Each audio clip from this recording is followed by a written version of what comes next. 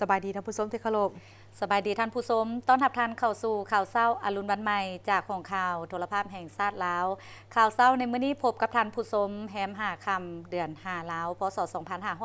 2567กงกับวันพฤหัสที่17เมษายน2025ต้องขอบอกว่าสบายดีปีใหม่ลาวสบายดีปีใหม่พันงาสบายดีปีใหม่อนุมาเช่นกัน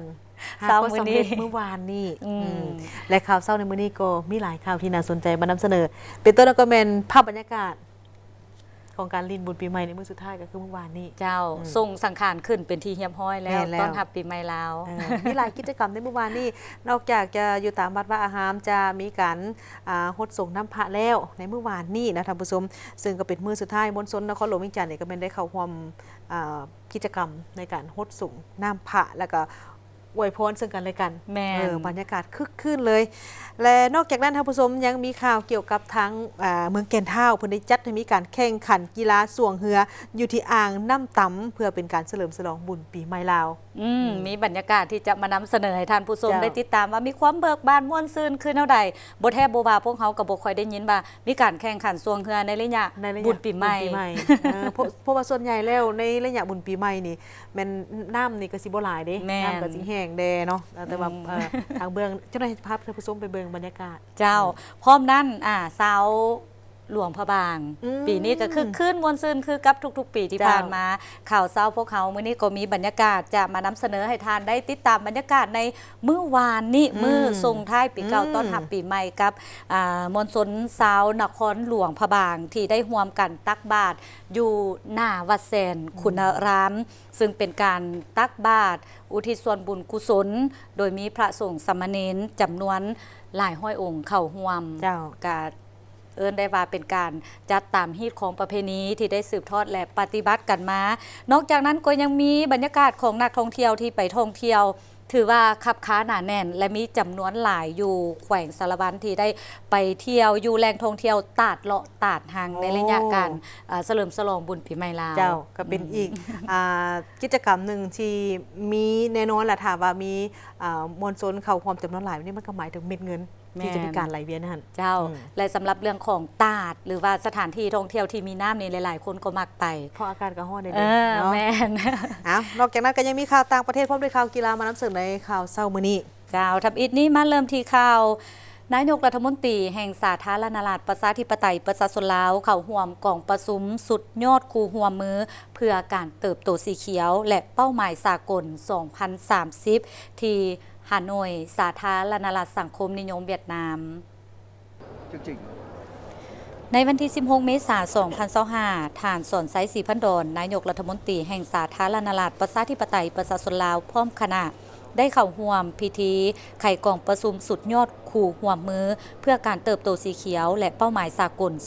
2030 ครั้งที่ 4 ที่ฮานอยในนามแขกของประธานกองประชุมก็คือสาธารณรัฐสังคมนิยมเวียดนามกองประชุมจัดขึ้นภายใต้หัวข้อการเป็นคู่ร่วมมือสากลเพื่อการหันเปลี่ยนสีเขียวที่มีความกวมรวมยืนยงนวัตกรรมและมีประชาชนเป็นแกนกลางโดยการเป็นประธานของทานฟาร์มมิงจิงนายกรัฐมนตรีแห่งสาธารณรัฐสังคมนิยมเวียดนามมีบรรดาหัวหน้ารัฐบาลการนำขั้นสูงและผู้ต่างหน้าทางการจากประเทศต่างๆบรรดาองค์การจัดตั้งสากลและภาคธุรกิจเข้าร่วมหลายกว่า4ห้อยทานในพิธีไขกองประชุมอย่างเป็นทางการทานโตเลิมเลขาธิการใหญ่พรรคคอมมิวนิสต์เวียดนามได้กล่าวสุนทรพจน์เป็นทิศทางให้แก่การปรึกษาหารือต่อกองประชุมในครั้งนี้พร้อมนี้ทานสอนไซศรีพันดอนนายกรัฐมนตรีแห่งสาธารณรัฐประชาธิปไตยประชาชนลาวก็ได้รับเกียรติให้ขึ้นกล่าวปราศัยในพิธีไขกองประชุมโดยได้ย้ำคืนความเอาใจใส่ของรัฐบาลลาวต่อแนวความคิดการเติบโตสีเขียวเพื่อเป็นแนวทางในการพัฒนาเศรษฐกิจสังคมของประเทศก็คือการบรรลุเป้าหมายการพัฒนาแบบยืนยงเคียงคู่กับการปกปักรักษาสิ่งแวดล้อมพร้อมทั้งได้แจ้งให้กองประชุมรับทราบเกี่ยวกับยุทธศาสตร์ภายในของสาธารณรัฐประชาธิปไตยประชาชนลาวและความพยายามของรัฐบาลลาวในการจัดตั้งปฏิบัติยุทธศาสตร์การเติบโตสีเขียวและแผนงานที่เกี่ยวข้องให้มีความสอดคล้องกับแผนพัฒนาแห่งชาติโดยรวมถึงว่าสาธารณรัฐประชาธิปไตยประชาชนลาวจะเป็นหนึ่งในประเทศด้อยพัฒนาและบ่มีชายแดนติดกับทะเลที่มีความยุ่งยากและข้อจำกัดหลายด้านก็ตาม ท่านนายกรัฐมนตรียังได้อธิบายเพิ่มเติมการแก้ไขข้อยุ่งยากซึ่งรัฐบาลลาวได้ร่วมกับภาคธุรกิจและประชาชนสุ่มใส่พัฒนาประเทศโดยการหันเป็นสีเขียวตามยุทธศาสตร์การเติบโตสีเขียวของสาธารณรัฐประชาธิปไตยประชาชนลาวถึงปี 2030 โดยเฉพาะการส่งเสริมการมีส่วนร่วมของชาวเกษตรกรชาวผู้ออกแรงงานและภาคธุรกิจในเวียกงานพัฒนาโดยหันมานำใช้เทคโนโลยีที่ทันสมัยการผลิตกสิกรรมแบบยืนยงและการนำใช้พลังงานสะอาดพร้อมทั้งเรียกร้องมายังบรรดาคู่ร่วมมือและวงคณะญาติสากลก็คือประเทศสมาชิกและประเทศคู่ร่วมของคู่ร่วมมือเพื่อการเติบโตสีเขียวและเป้าหมายสากล 2030 ให้สืบต่อเพิ่มทวีการร่วมมือและการสนับสนุนเพื่อหัดแคบความแตกต่างทางด้านการพัฒนาและเปิดโอกาสในการถ่ายทอดเทคโนโลยีและนวัตกรรมให้ประเทศต่างๆได้พัฒนาไปพร้อมๆกันพร้อมทั้งได้ย้ำคืนความหมายมั่นของสาธารณรัฐประชาธิปไตยประชาชนลาวในการจัดตั้งปฏิบัติยุทธศาสตร์การเติบโตสีเขียวอย่างเสมอต้นเสมอปลายและจะสืบต่อร่วมมือกับบรรดาประเทศและคู่ร่วมพัฒนาในการจัดตั้งปฏิบัติการเติบโตสีเขียวเพื่อสุขยูการบรรลุเป้าหมายการพัฒนาแบบยืนยงพร้อมเดียวกันนี้ท่านนายกรัฐมนตรีแห่งสาธารณรัฐประชาธิปไตยประชาชนลาวพร้อมด้วยคณะก็ได้สืบต่อในการเข้าร่วมกองประชุมครบคณะระดับสูงของกองประชุมสุดยอดคู่ร่วมมือเพื่อการเติบโตสีเขียวและเป้าหมายสากล 2030 หรือว่า PCG ครั้งที่ 4 ที่สาธารณรัฐสังคมนิยมเวียดนาม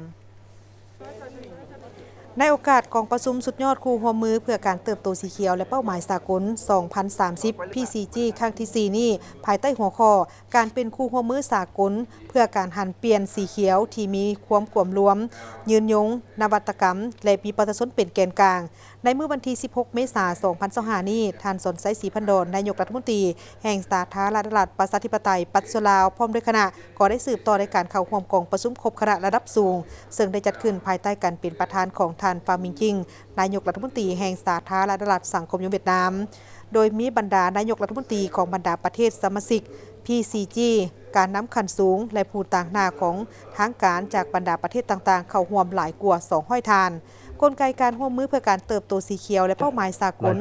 2030 หรือ PCG นี่แม่นข้อริเริ่มของรัฐบาลดันมาร์กที่ได้ถูกประกาศในปี 2017 และก็ได้มีการรับการก่อตั้งขึ้นอย่างเป็นทางการในปี 2018 โดยมี 7 ประเทศสมาชิกก็คือดันมาร์กซิเลเม็กซิกเวียดนามสาธารณรัฐเกาหลีเอธิโอเปียและเคนยาซึ่งได้รับการช่วยเหลือจากบรรดาองค์การจัดตั้งสากลปัจจุบัน PCG มันมีสมาชิกทั้งหมดแม่น12 ประเทศจุดประสงค์ของการก่อตั้งกลไกดังกล่าวนี้ก็เพื่อเป็นเวทีในการสุกยุการร่วมมือข้ามแขนงการก็คือการร่วมมือภาครัฐภาคเอกชนรวมทั้งส่งเสริมการมีส่วนร่วมขององค์การจัดตั้งพลเรือนหรือ CSO ในการระดมแนวความคิดและการซอกหาแนวทางแบบใหม่ในการบรรลุเป้าหมายการพัฒนาแบบยืนยงและพัฒนาภายใต้สัญญาปารีสรวมทั้งแนวความคิดของการเติบโตสีเขียวโดยได้สุ่มใส่หาเป้าหมายการพัฒนาแบบยืนยงก็คือเป้าหมายที่2หรือร่างความอึดหิวเป้าหมายที่6แมนมีน้ำดื่มที่สะอาดและสุขอนามัยเป้าหมายที่7แมนมีพลังงานที่สะอาดและทุกคนสามารถเข้าถึงเป้าหมายที่11การสร้างตัวเมืองและชุมชนให้มีความยืนยงและเป้าหมายที่12ส่งเสริมการอุปโภคบริโภคและการผลิตอย่างมีความรับผิดชอบนอกจากนั้น PCG ก็ยังเป็นเวทีในการค้นคว้าและซอกหาแหล่งทุนเพื่อสนองให้แก่บรรดาประเทศที่กำลังพัฒนาในการจัดตั้งการพันขยายนโยบายแห่งชาติของตนเกี่ยวกับการเติบโตสีเขียวแนใส่ในการบรรลุเป้าหมายการพัฒนาแบบยืนยงกองประชุมสุดยอด PCG นี่แม่นได้จัดขึ้นทุกๆ2 ปีซึ่งกองประชุมครั้งที่1แม่นจัดขึ้นในปี 2018 อยู่ที่ดันมาร์กครั้งที่2แม่นจัดขึ้นในปี 2021จัดขึ้นในรูปแบบทางไกลโดยการเป็นเจ้าภาพของสาธารณรัฐเกาหลีครั้งที่3แม่นจัดขึ้นในปี 2023 ที่โคลอมเบียและครั้งที่4แม่นจัดขึ้นอยู่ที่สาธารณรัฐสังคมนิยมเวียดนามซึ่งสาธารณรัฐประชาธิปไตยประชาชนลาวบ่แม่นประเทศสมาชิกของ PCG แต่ก็ได้เข้าร่วมในนามแขกของประธานกองประชุมก็คือประเทศเจ้าภาพสาธารณรัฐสังคมนิยมเวียดนามนอกจากการเข้าร่วมกองประชุมแล้วคณะผู้แทนนายกรัฐมนตรีก็ยังได้เยี่ยมชมการวางแสดงสินค้าเทคโนโลยีและนวัตกรรมเพื่อส่งเสริมการพัฒนาตามทิศสีเขียวที่ได้จัดขึ้นในระยะกองประชุมดังกล่าวนี้ มาเบิ่งบรรยากาศของการลิ้นบุญปีใหม่ลาวอยู่นครหลวงพะบางในตอนเช้าของมื้อวานนี่16 เมษายนซึ่งเป็นมื้อสุดท้ายของการเฉลิมฉลองปีใหม่ลาวปีนี้ซึ่งก็มีบรรยากาศที่คึกคืนมวลซืนโดยวันที่16 เมษายน 2025นี่แม่นกงกับมื้อแฮม4ค่ำเดือน5ลาวพศ 2567อยู่หน้าวัดแซนสุขารามนครหลวงพะบางก็ได้มีการตักบาตรหยาดน้ำแด่พระสงฆ์สามเณรตามฮีตของประเพณี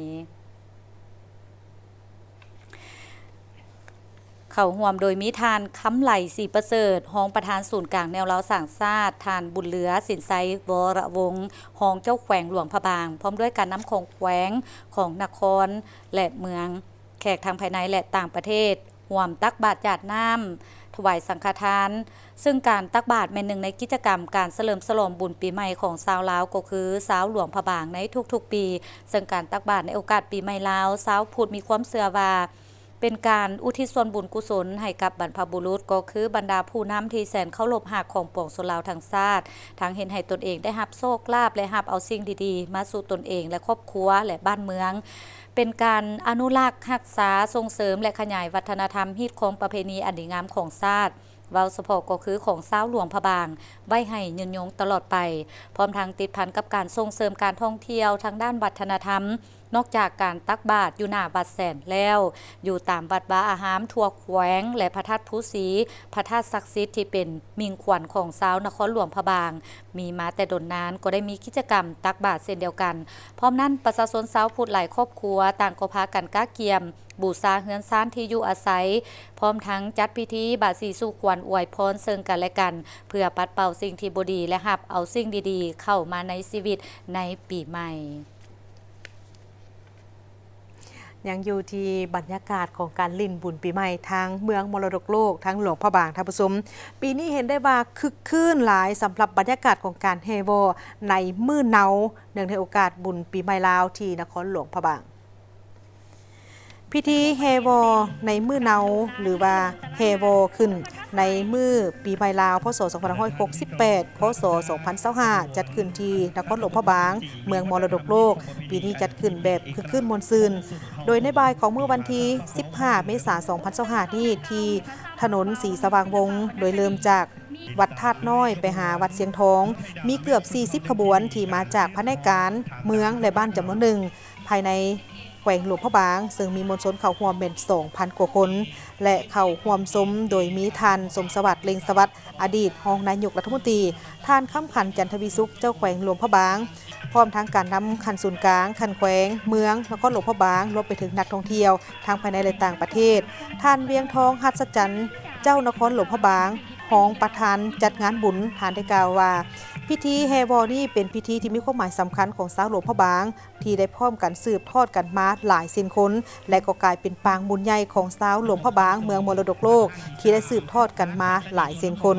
พิธีมันได้เริ่มต้นด้วยขบวนการของนางสาวถือป้ายคำขวัญต่อด้วยขบวนทุงซาดทุงทิวและทุงซาดของ10ประเทศสมาชิกอาเซียนขบวนปูเยอยาเยอสิงแก้วสิงคำขบวนเท่าแก่ยิงซ้ายถือคันดอกไม้ขบวนวอผาสงขบวนป้ายรางวัลและน้ำมยศที่หลวงพะบางได้หับในระยะที่ผ่านมาขบวนนางวอนางสังขารอื่นๆแต่ละขบวนก็ล้วนแล้วแต่ได้ส่องแสงให้เห็นถึงขนบธรรมเนียมฮิตของประเพณีที่เป็นเอกลักษณ์เฉพาะของชาวหลวงพะบางกับบรรยากาศที่คึกคืนมวลซืนในแต่ละปีที่มีนักท่องเที่ยวบ่ว่าจะเป็นภายในหรือว่าต่างประเทศก็ได้เข้าไปเที่ยวชมและไปเบิ่งไปชมเข้าไปสัมผัสกับบรรยากาศตัวจริงของการเฉลิมฉลองบุญปีใหม่ลาวโดยเฉพาะในมื้อแห่วอที่มีมวลชนเป็นจำนวนหลวงหลายทั้งมวลชนไปแห่นี่ก็ 2,000 กว่าคนบ่น้อยได้พันนาหลายคนได้รับพรที่ดีๆในระยะบุญปีใหม่ถือโอกาสในการฮดส่งกันอวยพรกันเพื่อความสามัคคีเด้เพื่อรับเอาสิ่งที่ดีๆรับเอาโชคเอาลาภรับเอาโชคเอาไสในปีใหม่มาเบิงอันนี้บรรยากาศมื้อสังขารขึ้นปีใหม่แล้วก็คือมื้อวานนี้มณฑลชาวนครหลวงเวียงจันทน์หลายครอบครัวนี่แม่นใน3มื้อบางคนก็มีการแบ่งมื้อนี้จะไปไสมื้อนี้จะเฮ็ดหยัง บางคนก็ถือเอามือสุดท้ายในการไปเลาะฮดส่งพระ อ่า ตามความเชื่อก็บอกว่าให้ได้7 วัด 9 วัดแล้วแต่ ตามกำลัง แล้วแต่เนาะ แล้วแต่เพื่อความนำเอาความโชคใสมาให้กับชีวิตเนาะโดยจะให้ท่านผู้ชมได้ไปติดตามบรรยากาศของการไปฮดส่งพระตามวัดวาอารามแห่งต่างๆ ของชาวนครหลวงเวียงจันทน์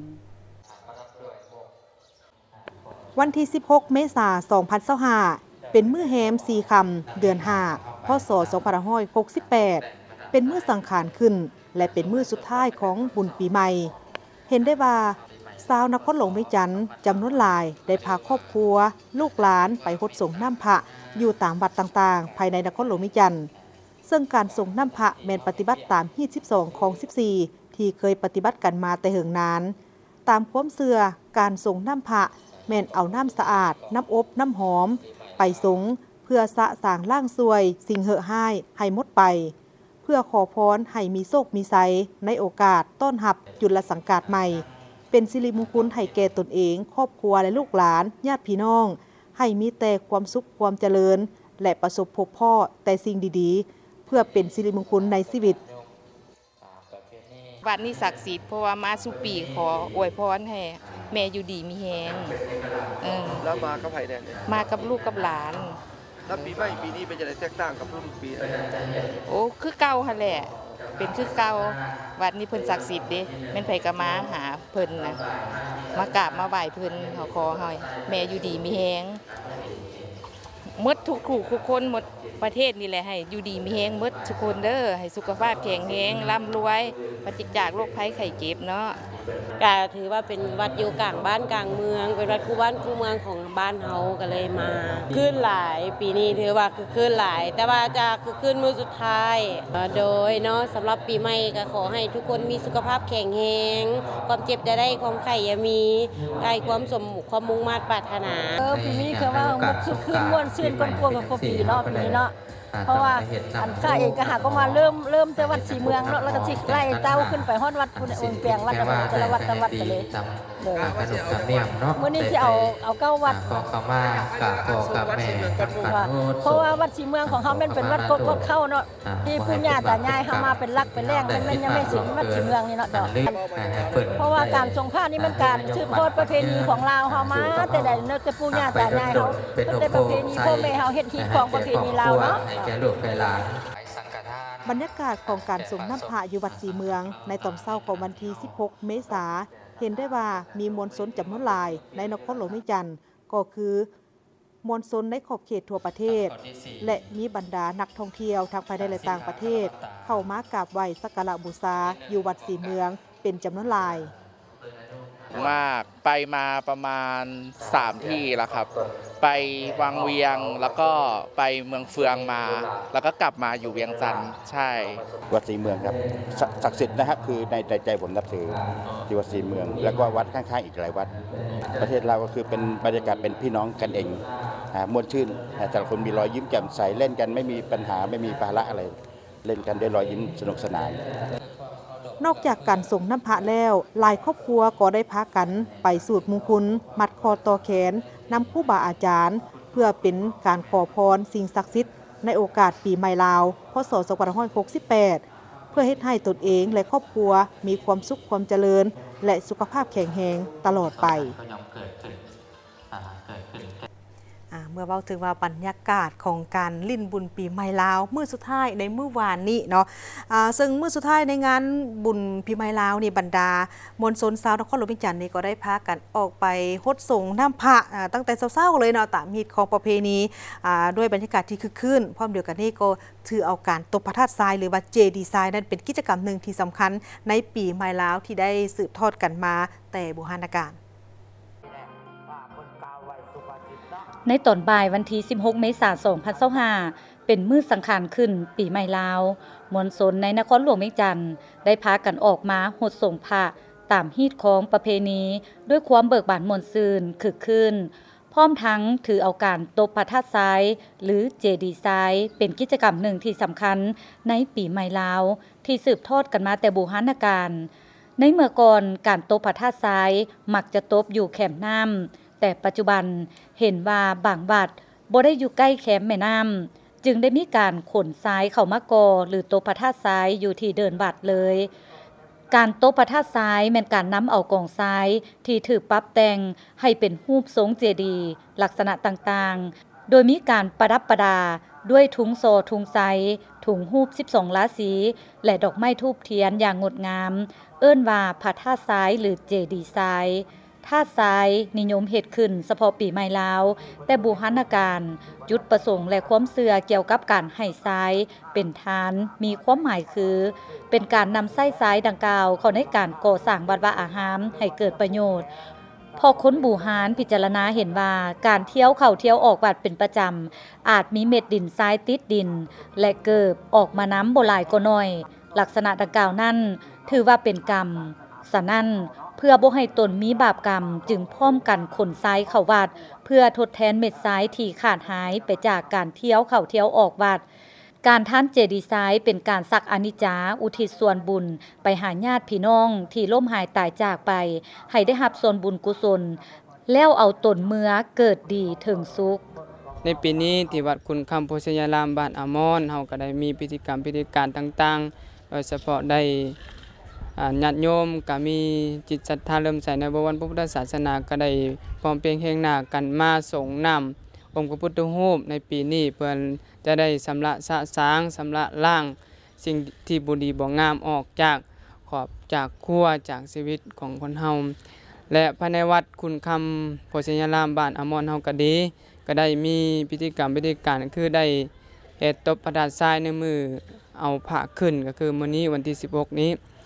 สำหรับในการตบพระธาตุทรายความหมายสั้นๆก็คือ1เพื่อเป็นการนำเอาเศษดินทรายที่ติดดินของเฮาหันออกจากวัดเพื่อกลับคืนสู่วัด2เพื่อเป็นพุทธบูชาธรรมบูชาสังฆบูชาเป็นสิริมงคลให้แก่ชีวิตและ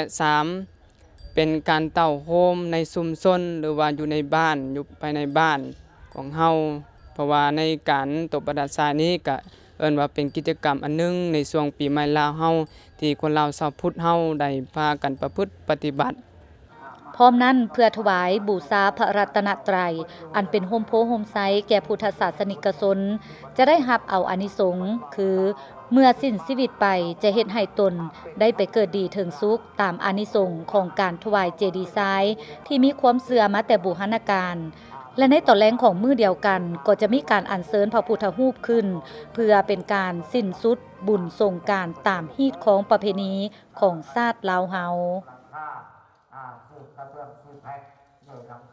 เห็นแบบนี้แล้วอนุมาเคยไปร่วมกิจกรรมแบบนี้บ่การตบพระธาตุทรายเคยแต่ว่าบ่ได้ตบอยู่ในวัดเคยไปตบที่หลวงพระบางอยู่หาดคืออีหลีในท้องคันเว้าถึงว่าบรรยากาศของการตบพระธาตุทรายหรือว่า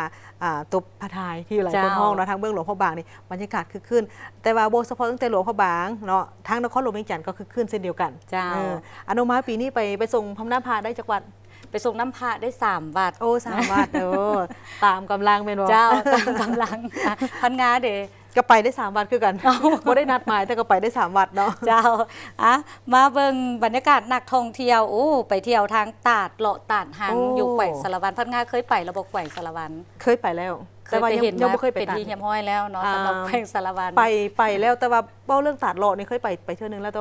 มาฮอดปัจจุบันนี้ก็เชื่อในว่ามันก็สิเปลี่ยนแปลงไปหลายแล้วล่ะบ่ไปมาหลายปีแล้วมาเบิ่งบรรยากาศนํกันบุญปีใหม่บรรดานักท่องเที่ยวที่ไปท่องเที่ยวอยู่สถานที่ท่องเที่ยวตาดเลาะตาดหัง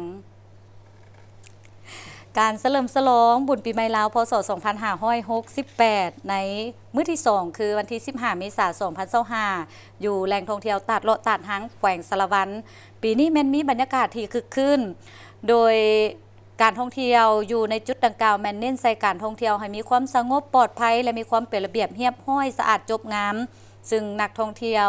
ทั้งภายในแขวงต่างแขวงและต่างประเทศก็แม่นได้หลั่งไหลไปท่องเที่ยวอยู่ในสถานที่ท่องเที่ยวดังกล่าวเป็นจำนวนหลายปีนี้ผู้ประกอบกิจการก็คือภาคส่วนรับผิดชอบแม่นได้เอาใจใส่ในการเฮ็ดให้การไปท่องเที่ยวของนักท่องเที่ยวมีความเป็นระเบียบเรียบร้อยบ่ว่าจะเป็นห้านขายเครื่องประเภทต่างๆการบริการอาหารเครื่องดื่มแม่นเน้นใส่การรักษาความสะอาดความปลอดภัยของนักท่องเที่ยวและเป็นมิตรต่อสิ่งแวดล้อมก็คือความสวยงามของแหล่งท่องเที่ยวท่านปอก ค่ายเคียมมณีหัวหน้ากลุ่มเฮือนผักโฮมสเตย์บ้านแสนบางใหญ่ได้ให้สัมภาษณ์ต่อนักข่าวท่านได้บอกว่าในปีนี้บรรยากาศแม่นมีความคึกคืนมวลซืนมวลซ้นแม่นมาเที่ยวในระยะบุญปีใหม่ลาวนี่เป็นจำนวนหลวงหลายนักท่องเที่ยวบ่ว่าจะเป็นทางภายในแขวงเองก็ดีมีต่างแขวงพร้อมด้วยนักท่องเที่ยวต่างประเทศก็มีมาท่องเที่ยวและได้มีการจัดสรรสถานที่ท่องเที่ยวต่างๆเพื่อรองรับนักท่องเที่ยวให้มีความเป็นระเบียบเรียบร้อยเน้นใส่ความสะอาดเป็นมิตรต่อสิ่งแวดล้อมบ่ว่าจะเป็นการจัดสรรห้างขายเครื่องประเภทต่างๆจัดสรรตูบนั่งให้เป็นระเบียบเรียบร้อยเพื่อให้เห็นทิวทัศน์ของน้ำตกตาดและก็มีบ่อนลิ่นน้ำหลายจุดที่ได้มีการกำหนดไว้และให้มีความปลอดภัยทั้งหลีกเลี่ยงการทิ่มสิ่งเศษเรือลงแหล่งน้ำพร้อมทั้งได้แต่งตั้งคณะรับผิดชอบรักษาความสะอาดในแต่ละมื้อนอกจากนี้ก็ยังได้สมทบและร่วมมือกับภาคส่วนเจ้าหน้าที่ที่เกี่ยวข้องบ่ว่าจะเป็นขั้นเมืองขั้นแขวงและก็มีกำลังปกสของบ้านได้ติดตามเบิ่งแยงในการสัญจรไปมาการระบายการสัญจรของพาหนะเพื่อบ่ให้มีการแออัดและหลีกเลี่ยงบ่ให้เกิดอุบัติเหตุการลิ่นน้ำในแต่ละจุดก็แม่นให้มีความเบิกบานมวลซืนรับประกันได้ความสงบปลอดภัยซึ่งแหล่งท่องเที่ยวตาดลอดตาดหางแขวงสารวันนี่มันเป็นสถานที่ท่องเที่ยวอีกแห่งหนึ่งที่หลายๆท่านควรไปสัมผัสเบิ่งจากสายน้ำนี่แล้วเห็นแล้วก็เป็นตะไปอีหลีได้เป็นแหล่งท่องเที่ยวธรรมชาติที่สวยงามมีชื่อเสียงอันดับหนึ่งของแขวงสารวันเลยสำหรับสถานที่ท่องเที่ยวดังกล่าวเป็นที่นิยมชมชอบที่หลายคนฮู้จักกันดีบอกว่าในแต่ละปีได้ต้อนรับแขกทั้งภายในและต่างประเทศที่ไปท่องเที่ยวเป็นจำนวนหลวงหลายโดยเฉพาะในระยะบุญปีใหม่ลาวคึกคืนมวลซืนเป็นพิเศษเพราะว่าแน่นอนอากาศร้อนอบอ้าวในระยะบุญปีใหม่ลาวนี่เวลาเห็นหน้าแบบโอ้หลายคนก็อยากไปก็ถือว่าเป็นอีกหนึ่งกิจกรรมที่เพิ่นจัดได้ดีเลยในปีนอกสำคัญและเป็นเพิ่นก็เว้าเรื่องความเป็นระเบียบเรียบร้อยความสะอาดจบงามสำคัญอีกอันหนึ่งก็คือผู้ไปนี่แหละต้องใส่ใจอีหลีเรื่องของการรักษาสิ่งแวดล้อม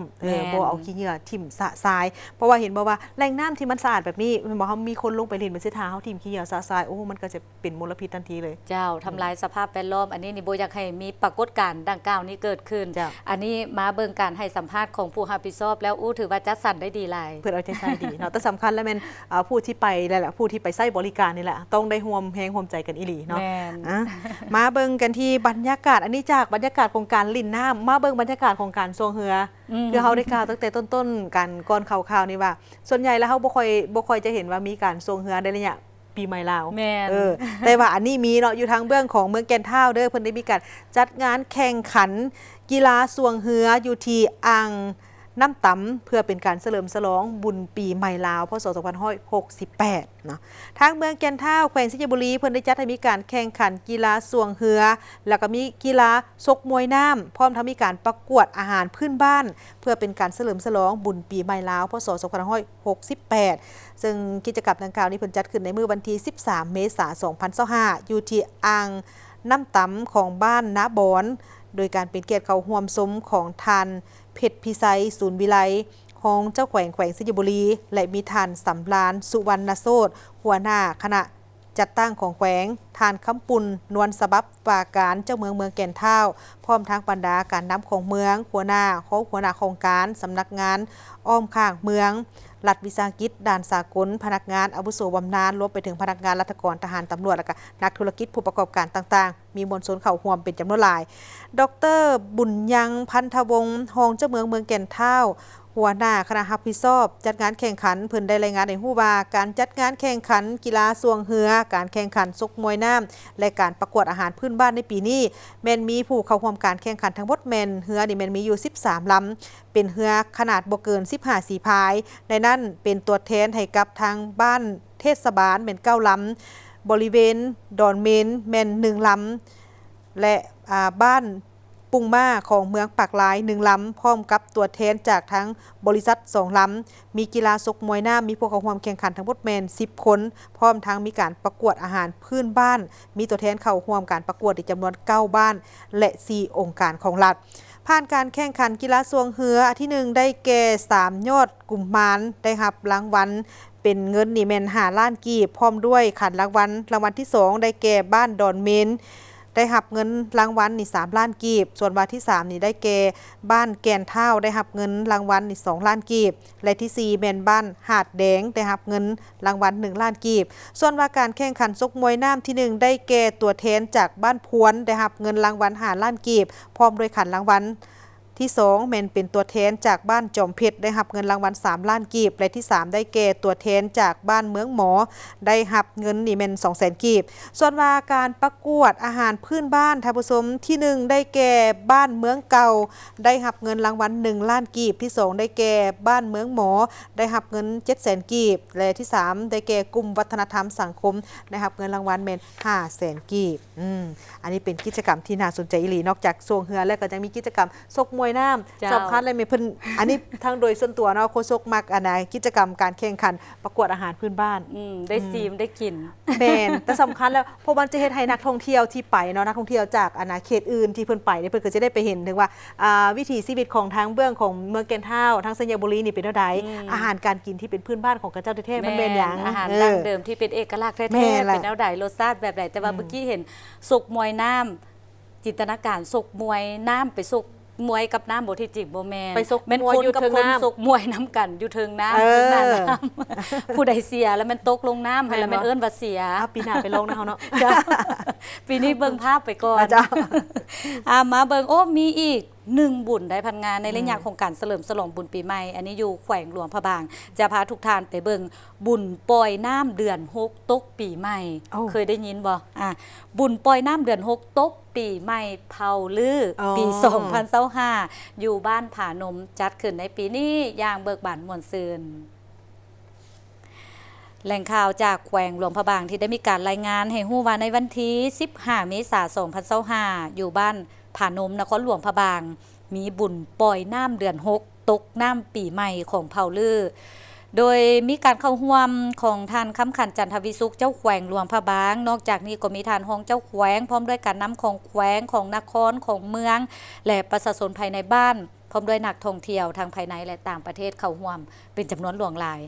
ท่านนางสุขสาครดาวงนายบ้านผานมได้แห่งฮู้ว่า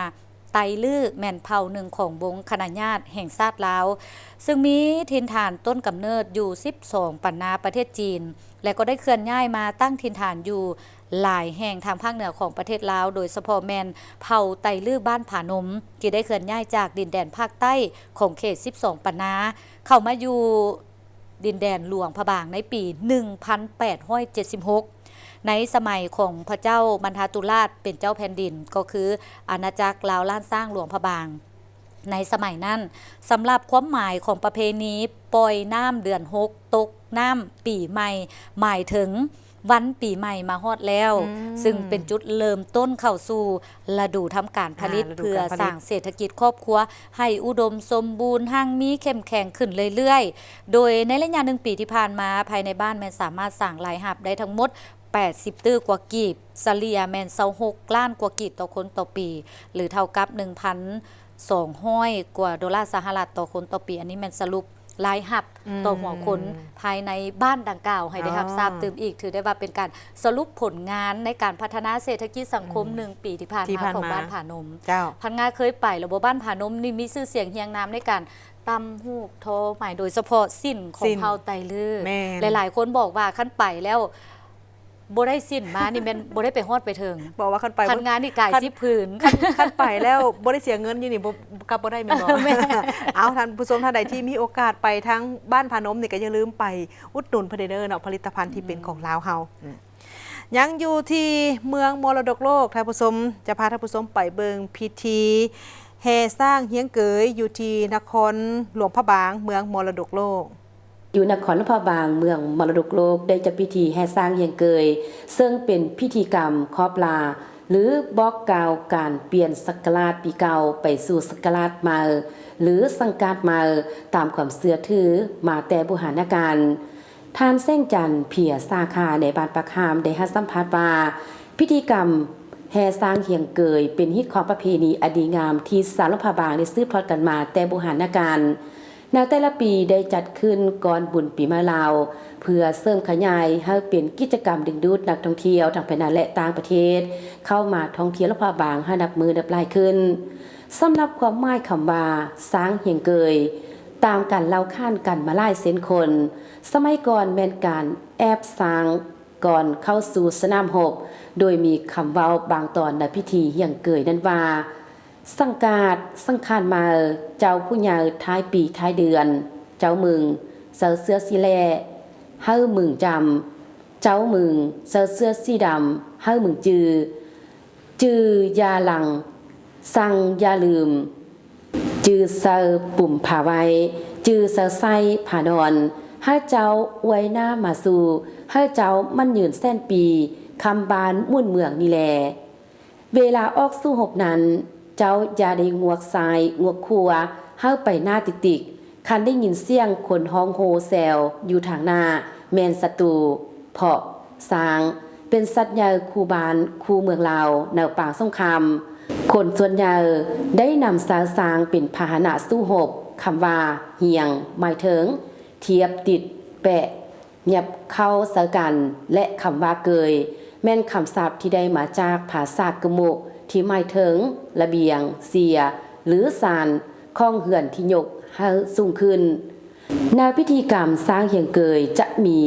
พืชพันธุ์ธัญญาหารหลายอย่างให้สร้างกินเพื่อเสียงถวยการกินของสร้างเส้นหญ้ากล้วยอ้อยทั่วงาเหล้าข้าวต้มข้าวนมข้าวโคบข้าวเคียบและอื่นๆตามความเชื่อถือถ้าปีใดสร้างกินหญ้ากินกล้วยกินอ้อยก็จะพยากรณ์ว่าปีนั้นดินฟ้าอากาศสภาพการบ้านเมืองก็จะสงบสุขร่มเย็นน้ำฟ้าน้ำฝนก็จะอุดมสมบูรณ์ถ้าปีนั้นสร้างกินเหล้าก็จะพยากรณ์ว่าบ้านเมืองจะมีอุปสรรคเหล่านี้เป็นต้นซึ่งในปีนี้ได้มีขบวนแห่เริ่มจากหน้าห้องว่าการแขวงมีสร้างเข้าร่วมขบวนแห่จำนวน7เสือกหรือ7โตโดยนำสร้างมาเหี่ยงเกยอยู่วัดมาสุวรรณภูมิรามพร้อมทั้งจัดพิธีสู่ขวัญสร้างและแห่ขบวนไปสืบต่อทำพิธีอยู่ลานเกยสร้างวัดเสียงทองตึมอีกโดยมีมวลชนแค่ภายในและต่างประเทศร่วมสมอย่างล่วงลายเกยสร้างนี่ประจำทำพิธีสู่ขวัญสร้างเนาะตามฮิตของที่เขาสืบทอดกันมาจากนั้นก็เป็นพิธีเขาแล้วก็สร้างของเขาก็จะได้ไปทางวัดเสียงทองเนาะวัดเสียงทองมันก็เป็นเกยสร้างคือกันเนาะอันนี้ก็ที่ว่าเป็นปี2025ที่พวกเขาก็ได้เฮ็ดคือว่าสำเร็จเรียบร้อยแล้วของบ้านเขาได้จัดเตรียมไว้ให้เนาะหลังจากสร้างเฮียงเกยแล้วเนาะบ้านพวกเขาได้รับผิดชอบเอาเรื่องที่ว่าปลุกห่อผ้าบางห่อส่งผ้าบางเนาะอันนี้ซ่อนแล้วก็แม่นลากสลดวอห้องผ้าบางเนาะที่นั้นพวกเขาได้กะเตรียมอยู่ในตอนหน้าห้องพิพิธภัณฑ์บนที่ว่าผ้าบางเพิ่นได้ประทับอยู่หั่นเนาะอันนี้เขาได้กะเตรียมไปหมดแล้วแต่วันที่17ตอนเช้า 9 โมงแต่พวกเขาจะเริ่มพิธีแล้วก็สิได้อัญเชิญผ้าบางหั่นแห่ลงมาหดส่งอยู่ที่วัดไปพวกเขาจังซั่นเนาะข้าพเจ้าก็อยากเชื้อเชิญทางบรรดาพี่น้องคนลาวเนาะภาคเหนือภาคใต้เนาะทั่วประเทศลาวเฮานี้คนต่างประเทศเนาะให้เข้ามาเที่ยวชมหลวงพระบางเขาเพราะว่าหลวงพระบางเขานี้มันเป็นพิธีมาแต่ดึกดำบรรพ์เนาะที่สืบทอดมาแต่โบราณกาลนั้นแล้วก็ฮิตของเฮานี่ก็บ่คือกับแข้งอื่นนะซะเนาะเพราะว่าอันนี้เป็นเอกลักษณ์ของเฉพาะแข้งหลวงพระบางของพวกเฮาไปเบิ่งบรรยากาศอยู่แขวงบริคำไซโดยมีพิธีอัญเชิญพระพุทธรูปลงโหดส่งที่วัดพระบาทพ้นสันเมืองท่าพระบาทแขวงบริคำไซเพื่อเป็นการสืบสานอนุรักษ์รักษาวัฒนธรรมฮิตของประเพณีอดีงามของชาติของเผ่าวาวรวมวเฉพาะก็คือคนลาวชาวพุทธที่ได้เคยปฏิบัติและสืบทอดกันมาแต่โบราณกาลในตอนเช้าวันที่14 เมษายน 2025ซึ่งกงกับมือสังขารหลวงแหมสงคำเดือน5ลาวปีพ.ศ. 2568อยู่ที่วัดพระบาทพ้นสันเมืองท่าพระบาทแขวงบุรีคำไซบรรดาการนำภาครัฐนำโดยท่านสนธนูธรรมวงศ์เจ้าแขวงบุรีคำไซพร้อมด้วยเฒ่าแก่แนวโฮมพระสงฆ์สามเณรออกตนญาติโยมหญิงชายใหญ่น้อยผู้ที่มีจิตใจเลื่อมใสศรัทธาทางด้านพุทธศาสนาได้พร้อมพากันจัดพิธีอัญเชิญพระพุทธรูปลงหดทรงเนื่องในโอกาสวันบุญปีใหม่ลาวประจำปีพ.ศ. 2568ตามฮิตของประเพณีที่ได้เคยปฏิบัติสืบทอดกันมา ซึ่งพิธีดังกล่าวได้เริ่มขึ้นในเวลา 10:00 น. ด้วยการจุดธูปเทียนบูชาพระรัตนตรัยไหว้พระหับสินฟังธรรมเทศนาสัมมาคารวะสิ่งศักดิ์สิทธิ์ตามความเชื่อถือญาตินามคารวะหับพรหลังจากนั้นพระสงฆ์สามเณรพร้อมด้วยบรรดาการนำภาครัฐเฒ่าแก่แนวโฮมทั้งหลายที่เข้าร่วมยังได้พร้อมกันอัญเชิญพระพุทธรูปแห่อ้อมเดินวัดพระบาทจำนวน3รอบด้วยบรรยากาศที่คึกคืนม่วนซื่นโดยการบรรเลงเสียงเทศเสียงคองเสียงกองเสียงแซงผสมประสานกันท่ามกลางสภาพอากาศที่ซุ่มเย็นภายหลังสำเร็จคณะพิธีอย่างใดนำเอาพระพุทธรูปขึ้นประดิษฐานไว้อยู่ที่หอโฮดทรงเพื่อให้มวลชนบรรดาเผ่าทั่วทุกสารทิศไปปรุงแต่งน้ำอบน้ำหอมเพื่อหดทรงพระพุทธรูปเพื่อความเป็นสิริมงคลแก่ตนเองพร้อมทางขอพรจากสิ่งศักดิ์สิทธิ์สิ่งลี้ลับต่างๆตามความเชื่อถือนอกจากนี้บรรดามวลชนที่เขาร่วมยังได้ถือโอกาสที่มีความหมายความสำคัญดังกล่าวร่วมหดทรงพระสงฆ์สามเณรเฒ่าแก่แนวโฮมการนำภาครัฐเพื่อเป็นการขอบุญขอคุณจากผู้หลักผู้ใหญ่พร้อมทางอวยพรใส่อันประเสริฐซึ่งกันและกันตื่มอีกแผนกศึกษาธิการและกีฬาของทางแขวงเสียงขวางได้จัดพิธีต้อนรับนักเรียนเก่งระดับชาติประจำซุกเฮียน 2024-2025 โดยการออกต้อนรับของท่านบุญคงดวงพวันหัวหน้าแผนกศึกษาธิการและกีฬาแขวงเสียงขวางมีห้องคณะแผนกศึกษาธิการและกีฬา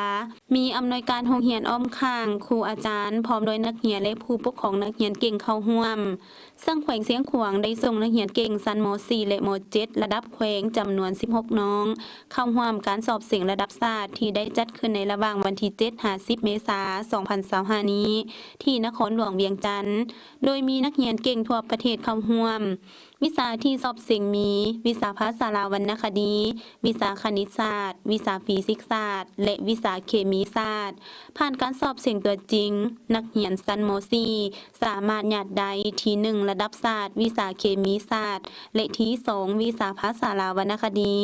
สำหรับรางวัลที่1วิชาเคมีศาสตร์ได้แก่นางอรณภาคำมณีจันทร์ด้วยคะแนน 9.25 โดยได้รับเหรียญคำพร้อมเงินสด23 ล้านกีบที่2วิชาภาษาลาวรรณคดีได้แก่นางยูลิสาปานมณีด้วยคะแนน 7.50 ได้รับเหรียญเงินพร้อมเงินสด18 ล้าน 9 แสนกีบนอกจากนั้นยังสามารถญาติได้ที่3จากประเภททีมการตอบความรู้วิทยาศาสตร์วิชาภาษาลาวรรณคดีคือนางมณีนินเสียงวิสัยจากมส.จอมทองและนางยูลิสาปานมณีจากมส.พรสวรรค์ประเภททีมวิชาเคมีศาสตร์ตอบความรู้วิทยาศาสตร์คือนางอรณภาคำมณีจันทร์จากมส.พรสวรรค์และนางนีวันจันทรังสีมส.ลาดคายได้รับเงินรางวัล9 ล้าน 3 แสนกีบจากนั้นคณะรับผิดชอบการนำพานักเรียนเก่งเข้าร่วมสอบเสียงระดับชาติได้รายงานผลสำเร็จและข้อสะดวกข้อยุ่งยากในการเข้าร่วมการสอบเสียงโดยย่อให้บรรดาท่านได้รับทราบจากนั้นท่านบุญคงดวงพวันหัวหน้าแผนกศึกษาธิการและกีฬาแขวงได้มีคำเห็นและอบรมนักเรียนเก่งและเน้นนักบางปัญหาที่จะได้เอาใจใส่โดยเฉพาะแม่นให้สืบต่อคนคว้าห้ำเรียนให้หลายเพื่อญาติเอาความรู้มาพัฒนาตนเองให้สามารถเข้าร่วมญาติได้นักเรียนเก่งในชั้นม.7 ในต่อหน้าโอกาสนี้นางอรณภาคำมณีจันทร์และนางยูลิสาปานมณีนักเรียนเก่งได้แสดงความรู้สึกของตนออกมาว่าสบายดีน้องมีชื่อว่านางอรณภาคำมณีจันทร์เรียนอยู่เรียนมส.พรสวรรค์เมืองแปกแขวงเสียงขวางชั้นเรียนม.4 เป็นตัวแทนนักเรียนเก่งของแขวงเสียงขวางเข้าไปสอบเสียงระดับศาสตร์สายวิชาเคมีศาสตร์น้องซึ่งมีความดีใจและก็ภูมิใจที่ได้เป็นตัวแทนของแขวงเสียงขวางเป็นไปเสียงระดับศาสตร์แล้วสามารถญาติได้อันดับที่1ของสายวิชาเคมีศาสตร์แล้วก็อยากฝากให้หุ่นน้องต่อไปเนาะตั้งใจฝึกฝนล่อหลอมตนเองแล้วก็เฮ็ดให้ดีที่สุดเพื่อให้มันสมกับคำว่านักเรียนเก่งระดับชาติสบายดีน้องชื่อนางยุลิสาปานมณีเรียนอยู่เรียนมส.พรสวรรค์เป็นตัวแทนนักเรียนเก่งวิชาภาษาลาวรรณคดีชั้นม.4 ซึ่งสามารถญาติได้อันดับที่2เหรียญเงินในอันดับชาติ ซึ่งถ้าหากผู้ใดอยากเป็นนักเรียนเก่งต้องฝึกฝนดุมั่นขยันเพียรใช้ความอดทนให้หลาย และพยายามอดทนบ่ท้อแท้ต่ออุปสรรคเพราะว่าอุปสรรคมันจะเป็นจุดยืนให้เราพัฒนาได้ฉะนั้นต้องสู้เลือกเรียนสายที่เหมาะสมกับตนเอง และมันจะประสบผลสำเร็จอย่างที่เราหวังอย่างแน่นอนขอขอบใจ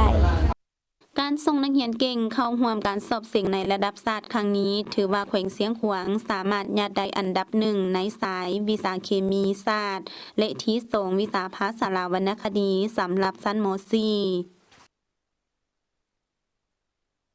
ทั้งหมดนี้คือการรายงานข่าวเศร้าอรุณใหม่จากห้องข่าวโทรภาพแห่งชาติขอบใจที่ประธานให้เกียรติติดตามรับชมข่าว แล้วพบกับทีมข่าวได้ใหม่ในการรายงานข่าวภาคต่อไปส่วนข่าวภาคนี้คุณสุขทั้งสองพร้อมกับทีมงานข่าวเศร้าลาท่านผู้ชมไปก่อน สบายดี สบายดี